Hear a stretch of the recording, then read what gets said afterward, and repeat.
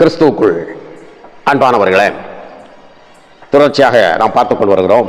ஆதியாகம புஸ்தகம் 3ஆம் அதிகாரம் 8ஆம் வசனத்தை வாசிக்கிறேன்.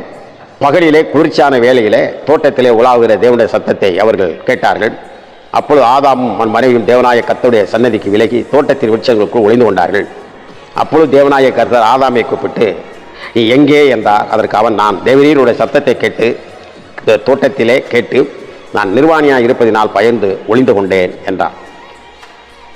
பாருங்க, இயேசு கிறிஸ்து அங்கே இருந்த அந்த தோட்டத்திற்குள்ள பகலில் குளிர்ச்சியான நேரத்தில் அவர் வர ஆரம்பித்தார்னா, ஆஹா, மல்லிகை பூ வாடை என்ன, தாளம்பூச்செண்டு வாடை என்ன, ரோஜா பூ வாடை என்ன, அப்படியே சிலு சிலு சிலு சிலு தண்டல் காட்டு வீசிக்கொண்டு அப்படியே திருநெல்வேலி அல்வா அப்படியே மனத்துக்கிட்டு என்ன அழகா வரும்.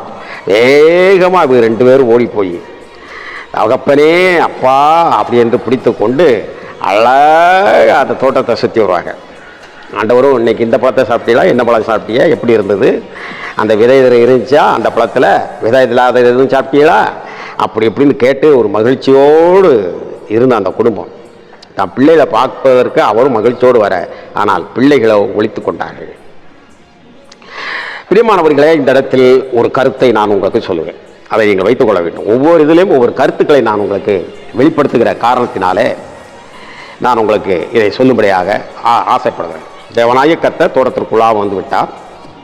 இப்பொழுது இவர்கள் தாங்கள் உண்டு பண்ணின மதம், அதாவது கடவுளை இந்த சட்டையோடு இதோடு போய் பார்த்து கொள்ளலாம், வெக்கம் இல்லாமல் போய் பார்க்கலாம் என்று நினைத்த அந்த ஆடைகள்லாம், அந்த இலைகளெல்லாம் அந்த நீதியின் சூரியன் வெளிப்படுகின்ற பொழுதே எல்லாமே அல்லாடி தள்ளாடி சுருங்கி ஒருங்கி மேலும் கேவலப்படுத்தி விட்டது இவர்கள். இப்போ ஆண்டவர் இப்போ பாருங்க, அவன் என்ன பண்ணுறான் அப்படின்னா, தோட்டத்தில் இருக்கக்கூடிய விருட்சங்களுக்குள் ஒளிந்து கொண்டான். இதை இப்போ சத்தியமாக நான் உங்களுக்கு சொல்கிறேன். தேவன் விருட்சத்தை எதுக்கு கொடுத்தான்? கனி மரங்கள், கனி ரசங்கள், பூத்து குலுங்கக்கூடியவர்கள், ஏனல், அதனுடைய கிளை, அதனுடைய பழம், இவைகள் எதற்கு கொடுத்தார்?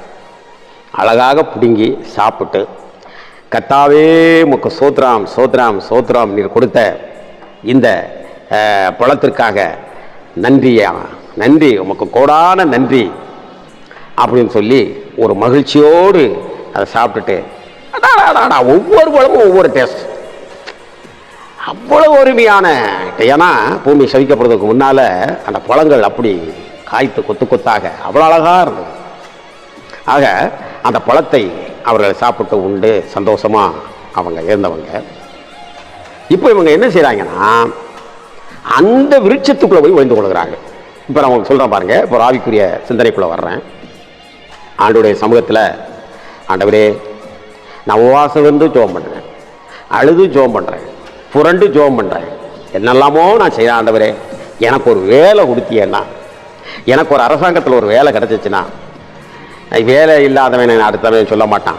நானும் நல்ல முறையில் அந்த வேலையில் சாப்பிட்டு நல்ல காணிக்கையும் போட்டுக்கிட்டு ஊழியக்காரங்களை கண்ட இடத்துல எல்லாம் டீ வாங்கி கொடுத்து இப்படி நான் நல்லா இருப்பேன். ஆண்டவரே, ஒரு வேலையற்றவன் என்னை சொல்கிறாங்களேன்னு சொல்லி ஜோம் பண்ணுவாங்க. பல ஊழியக்காரர்களும் ஜோம் பண்ணுவாங்க. கடைசியில் ஏதோ அந்த இந்த அடிப்படையிலையோ ஆண்டோடைய கிருபையினாலேயோ அவங்க பதிஞ்சு வச்சிருக்க மூப்பின் அடிப்படையிலையோ எப்படியோ அந்த வேலைகள் கிடைத்து விடுகின்றன. வேலைகள் என்ன செய்கிறது? கிடைத்து விடுகிறது. அப்படி வேலைகள் கிடைத்த உடனே நீங்கள் பார்ப்பீர்கள் என்று சொன்னால், கொஞ்ச நாளைக்கு எந்திரிச்சோடனே முதல் கர்த்தர் எனக்கு ஒரு வேலையை கொடுத்தார், அப்படி கொடுத்தார், இப்படி கொடுத்தார், கர்த்தருடைய பரிசுத்த நாமத்துக்கு ஒரு சோத்திரம் போடுங்க, சோத்திரம் சோத்திரம் சோத்திரம் சோத்திரம் சோத்திரம்னு சொல்லி போடுவாங்க. அப்படியே சந்தோஷமா ஒரு 2-3 வாரம் 4-5 வாரம் வரும். அதுக்கு அடுத்து பார்த்தீங்கன்னா வரமாட்டாப்புல. என்னன்னு கேட்டால், ஐயா ஓவர் டியூட்டி போட்டாங்க, ஓவர் டைம் போட்டாங்க. இன்னொரு ஆள் பார்க்க வேண்டியது, அந்த ஓவர் டயத்தை நான் எடுத்து பார்த்தேன், சம்பளம் கிடைக்கும் இல்லையா, நாளைக்கு கோயில் கட்டிங்கன்னா காசு கொடுக்கலாம் இல்லையா, ஆகினால ஓவர் டைம் பார்த்தேன். அப்படியாப்பா, சில ஊழியக்காரங்க இருக்காங்க, சில பேர் அதெல்லாம் செய்யக்கூடாம, அப்படியா நிறைய ஓவர் டைம் பார்த்து கொண்டு வந்து பணத்தை சேரு என்று சொல்லி சொல்லுகிறவர்கள் நிறைய பேர் இருக்காங்க. அப்போ இந்த வேலை எதுக்கு கொடுத்தார்? அந்த வேலையில் வரக்கூடிய வருமானத்தை சாப்பிட்டு கொண்டு கர்த்தருக்கு நன்றி சொல்லுவதற்காக. ஏதோ இடத்துல அதுதான் எப்படி ஏதேன் தோட்டத்துக்குள்ள அந்த கனி தரக்கூடிய இடத்துல போய் இவங்களுக்கு புசிப்புக்காக இருக்கக்கூடிய வாழ்க்கை நடத்துவதற்காக இருக்கக்கூடிய அந்த கனி மரத்துக்கு ஒளிந்து கொண்டது போல, விருட்சங்களுக்கு ஒளிந்து கொண்டது போல, இன்றைக்கு நிறைய நபர்கள் தங்களுடைய வேலை பழுவுக்குள் ஒளிந்து கொள்கிறார்கள். நேரமே இல்லையா, நேரமே இல்லை. என்ன ஆண்டவர் என்ன 24 மணி நேரத்தை 10 மணி நேரத்தை ஓன்ட்ட திருடி கிடையாது செஞ்சாரு? நேரமே இல்லை. 4 பேர் முக்கில் பாலத்தில் உட்காந்துக்கிட்டு அரட்டை அடிச்சுட்டு இருக்கிறதுக்கெல்லாம் நேரம் இருக்கும். நேரமே இல்லையா, வேலை வேலை வேலை. சில சமயத்தில் பார்த்தீங்கன்னா குழந்தைகள் இல்லாமல் இருக்கும், சோம் பண்ணுவாங்க. ஸோ திரட்டும்னு சொல்லி உலகத்தான் எல்லாத்திலும் உருளுவான். இவங்க வந்து பார்த்தீங்கன்னா ஒவ்வொரு கூட்டமாக போவாங்க. குற்றாலம் கூட்டத்துக்கு போ, நால்மாவடி கூட்டத்துக்கு போ, கிரீன்வே சாலை கூட்டத்துக்கு போ, அங்கே இருக்க அற்புத அடையாள கூட்டத்துக்கு போ, இங்கே இருக்க இடத்துக்கு போ, அப்படி போ இப்படி போன்னு சொல்லி அவங்கள மாதிரியே இவங்களும் செய்வாங்க. கர்த்தர் இறக்கப்பட்டு குழந்தைய கொடுக்குறார். ஏன்னா அது கர்த்தர் தான் கொடுக்கணும், மருத்துவ ரீதியிலலாம் ஒன்றும் பண்ண முடியாது. பைபிள் அப்படித்தான் சொல்லுகிறேன், கற்பத்தின் கனி கர்த்தரால் வரும் சுதந்திரம் அப்படின்னு சொல்லப்பட்டிருக்கு.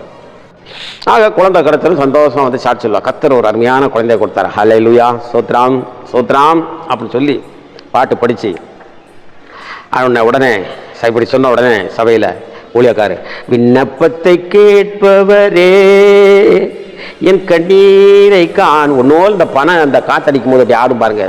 அதில் கொஞ்சம் பிளவா படித்தா அவ கைதட்டி ஆருக்கு பறிக்க ஆரம்பிச்சுவாங்க. சரி, ஏதோ அவங்களுக்கு ஒரு மகிழ்ச்சி, அந்த மகிழ்ச்சியை பார்க்கும்போது நமக்கு ஒரு மகிழ்ச்சி வைங்களேன். பிறகு என்ன செய்வாங்க அப்படின்னா, கொஞ்ச நாள் கழிச்சு அந்த பேர் வச்சதை விட்டுருவாங்க, அப்புறம் சர்ச்சுக்கு வரமாட்டாங்க. என்னன்னு கேட்டால் காலையிலேயே புள்ள அழுதுகிட்டே இருந்துச்சியா, சர்ச்சுக்கு வர முடியும். கொஞ்சம் பெரிய ஆளாயிரும், ஐயா அவன் தூக்கிக்கிட்டு வரவே மாட்டேன்ட்டான் சர்ச்சுக்கு. பிள்ளையே கொண்டாந்து சமூகத்தில் வச்சு சந்தோஷப்பட்டு இருக்க தூக்கிட்டு இருக்கான், அவனை எழுப்புனா அவன் எந்திக்க மாட்டேன்ட்டான், அதனால் வரலை. இப்படி சொல்லுவாங்க பாருங்க. பிற பார்த்தீங்கன்னா தலை முடிய இங்கிட்டு இங்கிட்டும் வளர்த்து போட்டுக்கிட்டு இப்போ அப்படி இருப்பான். இந்த தாய் வந்து சொல்லுவோம், ஐயா ஒரு இந்த குழந்தைய பெற்றதை விட எனக்கு இந்த ஆண்டவர் இந்த குழந்தைய கொடுத்ததுக்கு ஒரு அம்மி குழவி கொடுத்துருந்தாங்க போல, இந்த குழந்தைய கொடுத்ததுக்கு ஒரு அம்மி குழவியை கொடுத்துருந்தா கூட நான் பாட்டுக்கு இது கரண்ட் இல்லைன்னா மிக்ஸி ஓட முடியல, சர்ன்னு அம்மி குழவியில் 2 தேங்காய் 2 மசாலாத அரைச்சிருப்பையா இவன் பண்ணுற கூத்து ஆடுபாய். எத்தனை பேர் சொல்லியிருக்காங்க, யோசிச்சிருக்கீங்களா, சிந்திச்சிருக்கீங்களா? அதுக்கு என்ன காரணம்? எல்லாம் அந்த ஏதேன் தோட்டத்தில் நடந்த அந்த ஆதியினுடைய அந்த இழிவான செயல்களை ஒருவர் மேல் ஒருவருடைய குற்றத்தை சுமத்தி கொண்டு வீணாக நமக்குள்ளே ஒரு சாடமாடையாக ஒரு மார்க்கத்தை ஒரு சிந்தனையை உருவாக்கி கொண்டு பைபிளில் சொல்லப்பட்டிருக்கபடியெல்லாம் நடக்கிறதுக்கு நான் என்ன பரலோகத்தில் இருந்தால் தலைகீழதான் குதிச்சிட்டேன் நான் அப்படின்னு சொல்லி சத்தியம் சொல்கிறவங்க சத்தியத்தையும் கேட்காம மீறி கர்த்தர் நமக்கு கொடுத்த நன்மைகளை சொல்லி துதிக்க வேண்டியவர்கள், கர்த்தர் நமக்கு கொடுத்த நன்மைகளை அதை நன்றி இல்லாதவர்களாக உணர்வில்லாதவர்களாக எப்படி போய் விருட்சத்துக்குள் இவர்கள் ஒளிந்து கொண்டார்களோ அதுபோல நாம் நம்முடைய வேலையிலையும் நமக்கு கொடுத்த நல்ல பிள்ளைகளுக்கும் இதுக்குள்ளேயும் நாம் நம்மளை ஒழித்து கொண்டு இருப்பது காரணம் தெரியுமா? வேதத்தின்படி கர்த்தருடைய கட்டளையின்படி ஒழுங்காக நடக்காததே அதற்கு காரணம். ஆகவே நீங்கள் நானும் கர்த்தர் நமக்கு தந்திருக்கக்கூடிய இந்த நன்மையான காரியத்தை உண்மையாய் அவருடைய சமூகத்திலே போற்றி துதித்து பாடுவதற்குரியவர்களாக இருக்க வேண்டும். அப்பொழுது அந்த ஆசீர்வாதம் தொடர்ந்து நிற்கும். மீதி உள்ள பகுதியை நாளைக்கு பார்ப்போமா? கர்த்தர் நம்மளை ஆசீர்வதிப்பாராக. ஆமென், ஆமென்.